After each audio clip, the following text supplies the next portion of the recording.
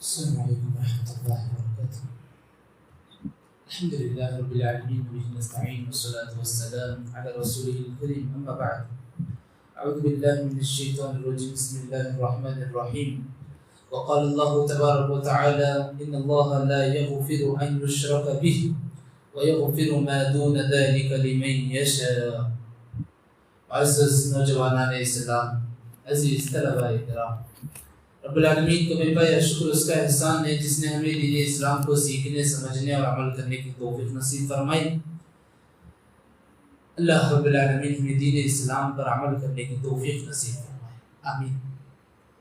جیسا کہ اب تک جو ہے علم دین اور اس کے متعلق کچھ باتیں ہم جان رہے تھے، اور انشاءاللہ آج سے کچھ ایسی باتیں جو اسلام میں منع ہے۔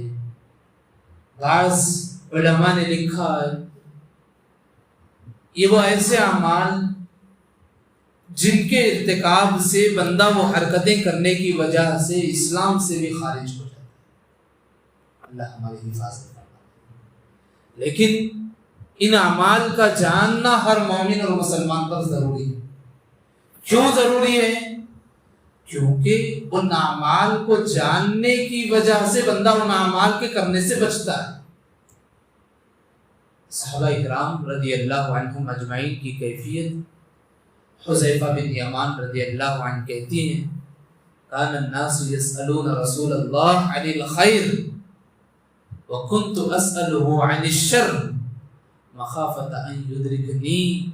وہ کہتے ہیں لوگ رسول اللہ صلی اللہ علیہ وسلم سے خیر اور بھلائی کے بارے میں سوال کرتے تھے۔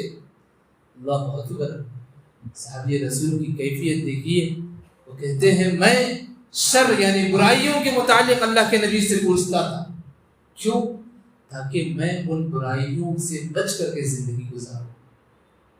تو لہذا کچھ ایسے اعمال ہوتے ہیں بندہ جانے انجانے میں ان اعمال کا ارتکاب کر دیتا ہے، اسے محسوس بھی نہیں ہوتا کہ شریعت مطہرہ میں وہ نصوص وارد ہوتے ہیں، وہ نصوص موجود ہوتے ہیں جن کے بارے میں لازمی طور پر یہ ثابت ہوتا ہے کہ وہ دائرہ اسلام سے بندہ خارج ہو جاتا ہے۔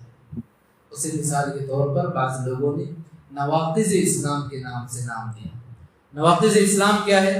وہ برائیاں جن کے ارتکاب سے آدمی کفر اکبر میں داخل ہو جاتا ہے اور اسلام سے باہر نکل جاتا ہے۔ اس کے طور پر تقریباً بعض علماء نے اس کو کچھ بانٹا ہے۔ بعض نے کہا وہ 7 اعمال، بعض نے کہا 9 اعمال، بعض نے کہا 10 اعمال۔ مختصراً ہم روزانہ انشاءاللہ کچھ اعمال جانتے ہوئے جائیں گے تاکہ ہمیں ان اعمال سے بچ کر کے زندگی گزارنا ہے۔ ان اعمال سے بچ کر کے ہمیں اپنے آپ کو اسلام کے دائرے میں رہ کر کے زندگی گزارنا یہ ہمارے لیے بہت ضروری ہے۔ لہذا ہمیں چاہیے کہ سب سے پہلے نواقض اسلام یعنی وہ اعمال جن کے کرنے سے کیا ہو جاتا ہے، بندہ کیا ہو جاتا ہے، اسلام سے خارج ہو جاتا ہے، اور کہاں پہنچ جاتا ہے، کفر اکبر تک پہنچ جاتا ہے۔ لہذا ان اعمال کو ہم جان رہے ہیں۔ کیوں جان رہے ہیں؟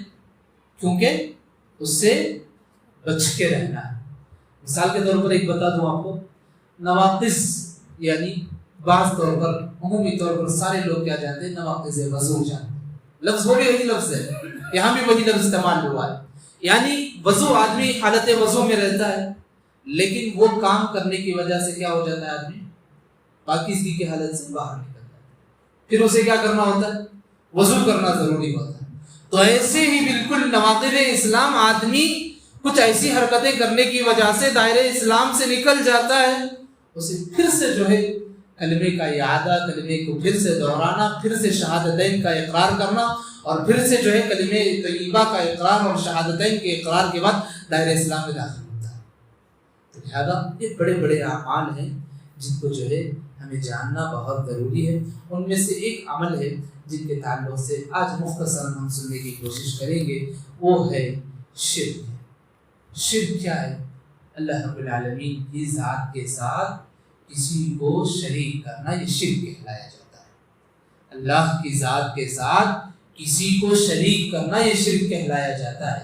اللہ رب العالمین کی ذات ہے، اس کی کیفیات، وہ ذات کے اعتبار سے، صفات کے اعتبار سے موحد ہے، ایک ہے، وحدہ ہے، لا شریک ہے، اس کے علاوہ کوئی شریک نہیں، اس کے ساتھ کوئی شریک نہیں۔ عبادت کے لائق کون ہے؟ اللہ ہے۔ پاکیزگی کے لائق کون ہے؟ اللہ ہے۔ تعریف کے لائق کون ہے؟ اللہ ہے۔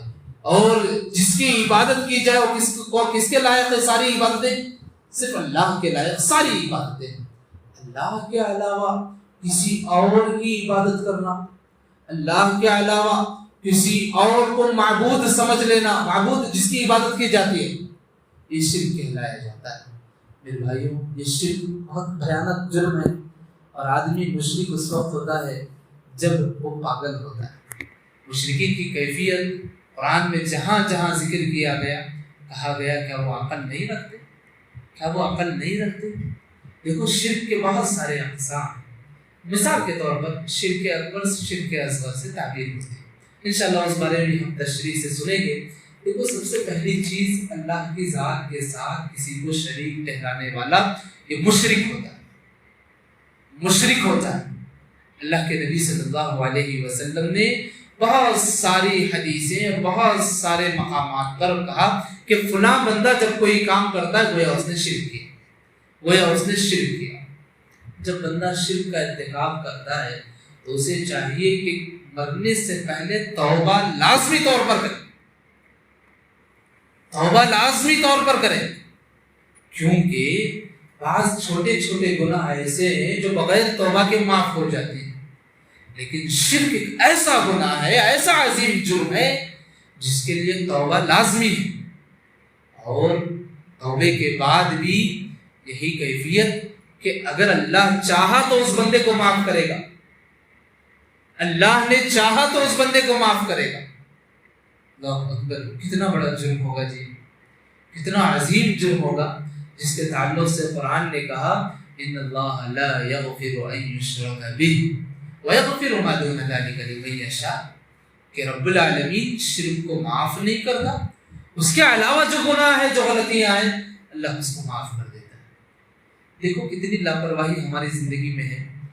کوئی ہمیں اصلاح کرتا ہے کہ یہ بندہ یہ کام کر رہا ہے تو شرک کر رہا ہے، آدمی کیا ہوتا ہے، بڑا ہٹ دھرم ہو جاتا ہے، تو مجھے بتانے والا مشرک میں۔ یہ کیفیات ہمیں سمجھنا ہے۔ ہمیں کہیں سے بھی ایک حدیث مل گئی کہ دور دور تک آدمی یہ کام کرتا ہے، گویا شرکیہ کام ہے، ہمیں چاہیے کہ ہم بھی بچے اپنے اہل خانے کو بھی بچے۔ شرک، چاہے شرک اکبر ہو، چاہے شرک اصغر ہو، بڑا شرک ہو یا چھوٹا شرک ہو، کوئی بھی شرک شرک ہے، لہذا اس سے بچنا یہ ہمارے لیے بہت ضروری ہے۔ لہذا یہ نواقض اسلام، یعنی بندہ مومن رہتا ہے، اگر ایمان والی زندگی میں اگر شرک کر دیتا ہے تو اسلام سے نہیں کرتا۔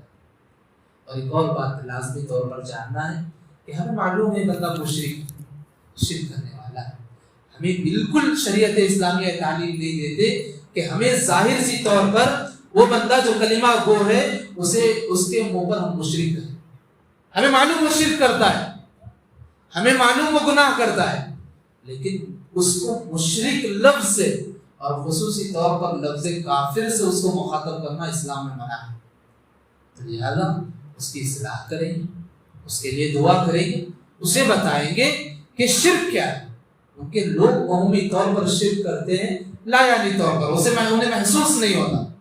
یہ اور بات ہے بعد میں چل کر کے وہ ہٹ دھرمی کا شکار ہوتے ہیں، شروع میں وہ شرک کرتے ہیں، انہیں معلوم نہیں ہوتا۔ تو لہذا مشرک کو مشرک کہنا بھی شریعت میں منع ہے۔ کوئی آدمی کلمہ گو ہے، شرکیہ کام کرتا ہے، ہم یہ نہیں کہیں گے وہ بڑا مشرک ہے، ہم یہ کہیں گے کہ وہ شرکیہ کام کیا ہے، وہ شرکیہ کام کر رہا ہے، تو لہذا ہم اسے نشاندہی دلائیں گے کہ شرکیہ کام کیا ہوتا ہے۔ تو لہذا بہت ساری باتوں میں پہلی بات تھی کہ جس کے ذریعے سے بندہ دائرہ اسلام سے نکل جاتا ہے، کہ بندہ اسلام سے خارج ہو جاتا ہے، یہ پہلی چیز ہے جو شرک سے تعبیر کی جاتی ہے۔ اس کے علاوہ جو ہے انشاءاللہ اور تقریباً 8-9 چیزیں ہیں، روزانہ ایک ایک ایسا عمل ہم جانیں گے جس کے کرنے سے بندہ اسلام سے خارج ہو جاتا ہے، اور اس جذبے سے سنیں گے کہ ہمیں پوری زندگی ان عمل سے کیا کرنا ہے، بچ کر کے رہنا ہے۔ اللہ ہمارے ایمان کی حفاظت فرمائے، ہمارے علم کی حفاظت فرمائے، ہمارے اسلام کی حفاظت فرمائے، ہماری عبادات کی حفاظت فرمائے، ہماری دعاؤں کی حفاظت فرمائے. اللہ رب العالمین ہمیں سیدھے راستے پر قائم اور دائم رکھے. گمراہی سے رب العالمین ہماری حفاظت فرمائے. آمین یا رب العالمین. سبحانک اللہم و بحمدک اشہد ان لا الہ الا انت استغفرک و اتوب الیک.